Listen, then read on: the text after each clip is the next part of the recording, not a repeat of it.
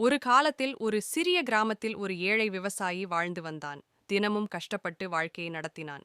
அவனிடம் இருந்த சாதாரண வாத்து ஒரு நாள் திடீரென ஒரு தங்க முட்டை வச்சு தந்தது. அந்த ஒரு முட்டையாலே அவனுடைய வாழ்க்கை மெதுவாக நல்லபடியாக மாற ஆரம்பித்தது. ஆனால் சில நாட்களில் விவசாயிக்குள் பேராசை வளர்ந்தது. ஒரு நாளுக்கு ஒரு தங்க முட்டைனா என்ன? வாத்துக்குள்ளே இன்னும் நிறைய தங்கம் இருக்கும் என்று அவன் நினைத்தான். அந்த பேராசை அவனை கட்டுப்படுத்த, ஒரு நாள் வாத்தையை வெட்டினால் உள்ளே அதிக தங்கம் கிடைக்கும் என்று நம்பினான். ஆனால் வெட்டி பார்த்தவுடன் உள்ளே எதுவுமே இல்லாததை பார்த்து அதிர்ச்சியில் உறைந்து போனான். சாதாரண வாத்தின் உடம்புதான், தங்கம் ஒன்றுமில்லை. கிடைத்த வரப்பிரசாதத்தையே பேராசையால் அவன்தானே நாசம் செய்துவிட்டான் என்பதை உணர்ந்து வருத்தத்தில் மூழ்கினான்.